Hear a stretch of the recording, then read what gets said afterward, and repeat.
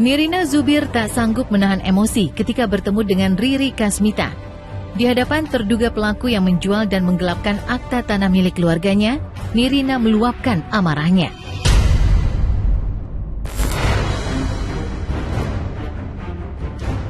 Nirina tak menyangka, Riri dan Endrianto sang suami yang dulu dibantu oleh sang bunda, tega menusuk keluarganya dari belakang.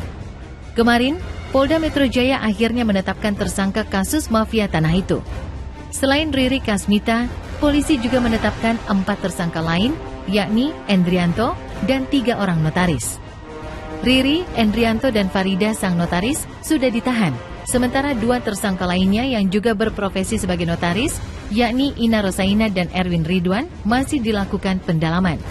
Yang mengejutkan lagi, dari penelusuran tentang penggelapan, pemalsuan dokumen, dan pencucian uang yang dilakukan Riri Kasmita dan Endrianto, terungkap fakta bahwa pemalsuan dokumen itu sudah dilakukan sejak 2016 silam. Sebentar ya, saya juga harus menata emosi saya karena ini adalah pertemuan pertama saya setelah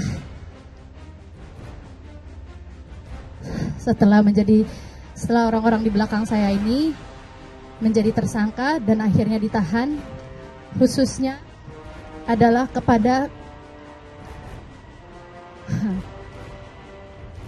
saudara Riri yang ibu saya selamatkan dari keluarga tirinya yang tidak menerima dirinya, dibawa ke rumah ibu saya,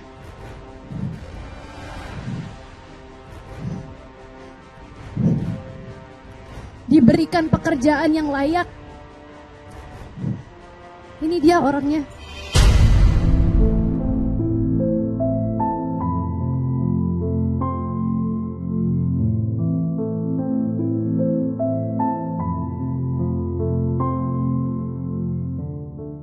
Berat sekali hati saya untuk hari ini ketemu sama dia dan tidak ada sedikit pun dia sampai detik ini niatan untuk memohon maaf. Jalan aja, menatap mata saya dengan sebegitunya. Even sudah di saat seperti ini, kamu masih berani menatap mata saya seperti itu.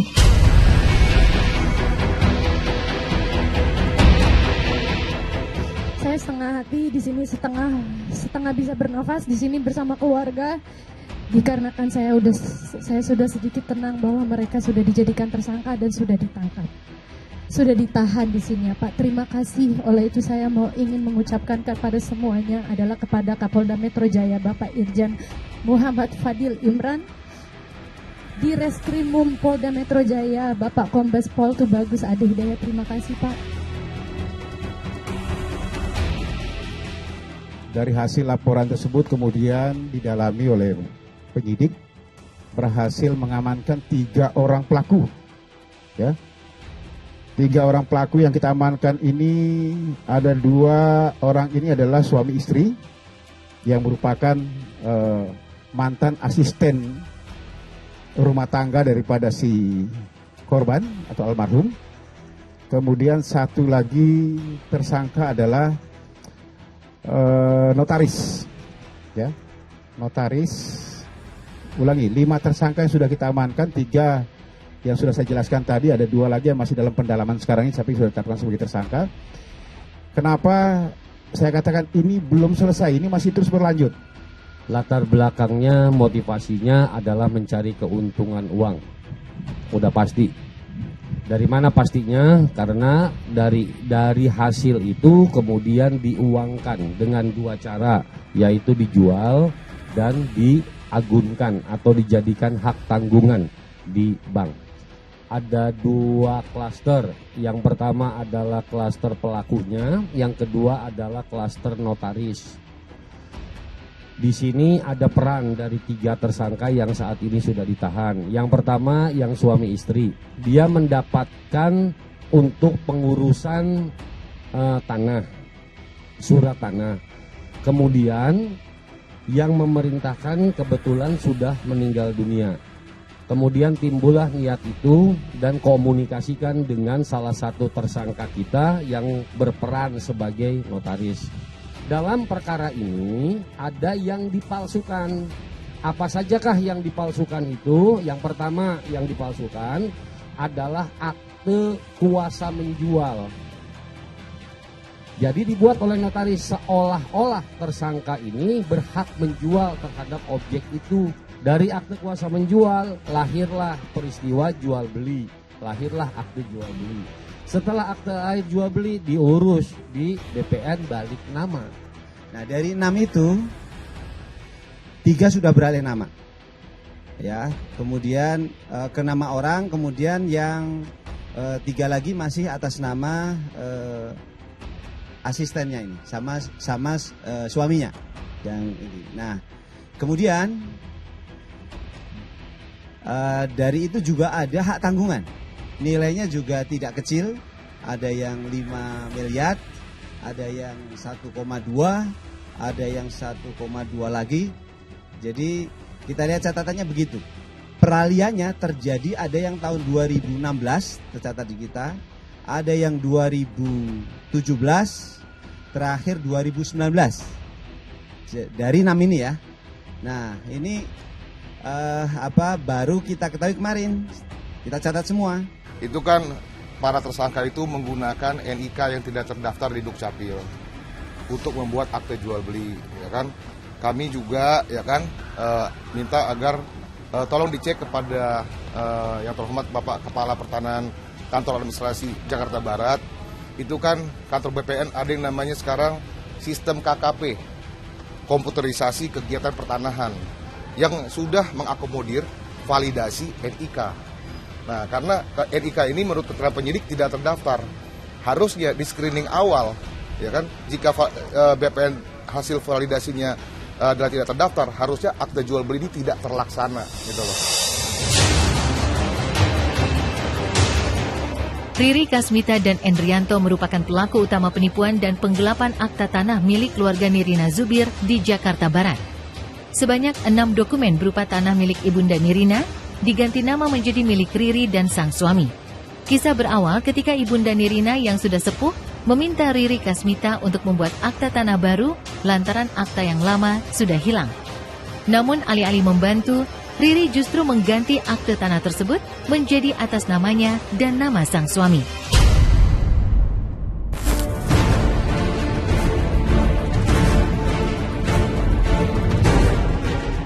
Akte tanah itu kemudian sebagian diagunkan ke bank dan sebagian lagi dijual dan digunakan sebagai modal untuk membuka bisnis ayam frozen yang kemudian berkembang dan memiliki cabang di 5 kota. Akibat perbuatan tersebut, Nirina dan keluarga mengalami kerugian hingga 17 miliar rupiah. Yang lebih mengejutkan bagi Nirina dan keluarga, ternyata setelah diusut, akte tanah yang semula dianggap hilang ternyata sengaja diambil oleh Riri untuk mengelabui Ibunda Nirina Zubir.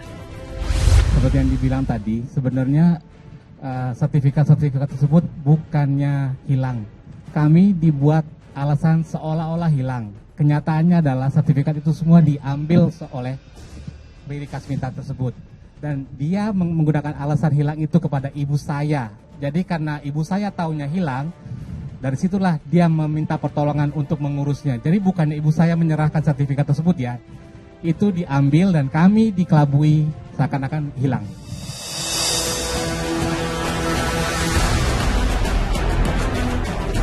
Kejanggalan pengurusan akte tanah ini mulai terungkap ketika Nirina membaca pesan yang dikirimkan sang bunda tentang pengurusan tanah. Bak kotak Pandora, pesan yang sangat berharga itu akhirnya membuka kedok Riri Kasmita. Di balik kesehariannya bersama Ibunda Nirina, Riri memanfaatkan kedekatannya itu untuk menguasai bisnis kontrakan dan kos-kosan milik Ibunda Nirina. Tak sampai di situ saja, pesan singkat itu juga turut menjelaskan jika Riri juga pernah meminjam uang sebesar 250 juta. Meski semua akhirnya terbuka lebar, Nirina dan keluarga masih berharap kasus yang merugikan keluarganya diselesaikan secara kekeluargaan. Namun sayang, niat baik itu ditampik Riri. Hal itu membuat Nirina semakin emosi. Dan ketika sang bunda meninggal dunia tahun 2019 silam, keluarga akhirnya menyelidiki semua tindak tanduk Riri sampai akhirnya Juni 2021 mereka melaporkan Riri ke Polda Metro Jaya. Ini contoh ibu saya, nih ini yang paling jelas, nanti saya akan taruh di Instastory saya. Ini urusan tanah suratnya keselimpet. Lagi diurus oleh orang pertanahan melalui Rere. Dia ibu saya karena ya ibaratnya dia panggilannya Rere ke Riri tadi ya. Dengan jumlah uang untuk ngurus sebanyak 30 sampai 40 juta dengan melakukan meminjamkan gelang, kalung dan lain-lainnya. Pokoknya nanti saya akan sebarkan juga. Ini semua ada tulisannya. Ini tulisan ibu saya, dan dari sinilah kami juga pelan-pelan mengumpulkan, kok ada ini ya, kok ada ini. Kosan itu diisi dengan karyawannya dia semua. Dibebaskan bayarannya dengan alasan listrik katanya, oh flat rate segala macam. Kenapa kami tidak pernah menggubris dari dulu? Karena memang itu adalah kami sebagai anak tidak mau memberatkan orang tua, ibu saya khususnya. Saya menganggap bahwa karena ada orang ini, keuangan ibu saya itu jadi istilahnya jalan dan ibu saya jadi punya pemasukan gitu loh. Dan memang jujur kami tidak ada satupun yang nyangka dan tidak ada pemikiran buruk sedikit pun gitu loh, karena merasa bahwa oke, sepertinya baik-baik saja gitu, nggak apa-apa. Ya setelah semuanya ibu saya meninggal, akhirnya kami turun tangan, baru kami kupasin satu-satu. Kontrakan pun juga sama. Ke kita ngakunya bayarannya per bulan berapa, ternyata dari orang yang ngontrak enggak kok, lebih tinggi dari itu. Uang kos-kosannya pun diambil, uang kontrakan ibu saya juga diambil. Ini adalah salah satu contoh pinjaman uang yang dilakukan oleh saudari Riri Kasmita, 250 juta hanya dengan kwitansi seperti ini saja. Dari awal kami masih ada niatan untuk menyelesaikan ini secara kekeluargaan, itu pun tidak diterima. Itu maksudnya bukan yang nggak diterima, tapi ya dibengisin gitu aja gitu. Sampai akhirnya kami nggak tahan, beberapa bulan kemudian kami kumpulkan informasi, bukti, akhirnya kami meng-hire lawyer dan mengadukan kepada polisi, baru ini semua terjadi. Di Polda Metro Jaya, Nirina Zubir tak sanggup menahan air mata mengenang almarhumah ibundanya yang dizolimi dan ditipu oleh Riri Kasmita dan Endrianto. Kini Nirina hanya berharap kasus penipuan dan penggelapan serta pencucian uang itu terus berlanjut hingga Riri dan semua tersangka mendekam di balik jeruji besi. Itu sih nggak jadi masalah besar buat saya. Yang masih menyangkut di hati saya sebenarnya salah satunya adalah masih ada 2 orang notaris atau PPAT yang masih di luar sana, padahal statusnya juga sudah tersangka, sudah diadakan pemanggilan tapi belum datang, masih melakukan kegiatan. Itu sih yang masih memberatkan saya. Jadi dia itu kayak pengen melaporkan saya lah, istilahnya serangan baliknya itu. Dia dibilang dia disekap lah, dia dirampas lah kemerdekaannya. Jadi memang kami menempatkan satpam di tempat kos-kosan rumah milik kami. Tapi satpam itu tujuannya pengamanan aset. Cuma dia GR sendiri dikira dia disekap, nggak boleh kemana-mana. Padahal kami punya bukti baik video maupun berupa foto bahwa Riri Kasmita itu bebas keluar masuk kapan saja. Oleh karena itulah maka penyidik menetapkan di DPPU juga.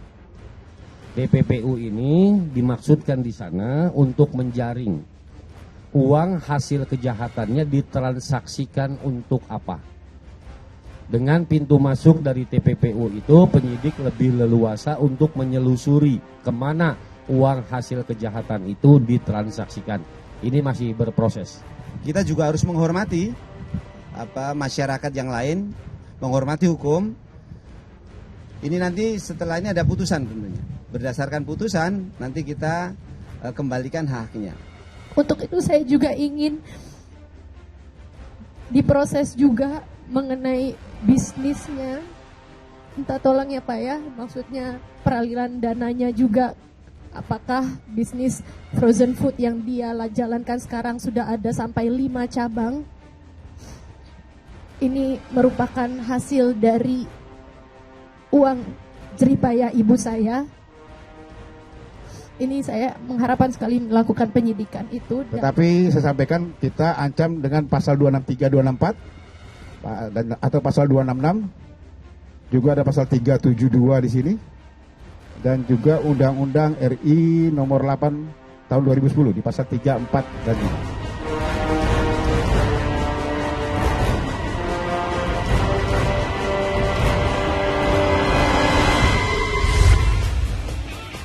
Teddy Pardiana hanya bisa pasrah.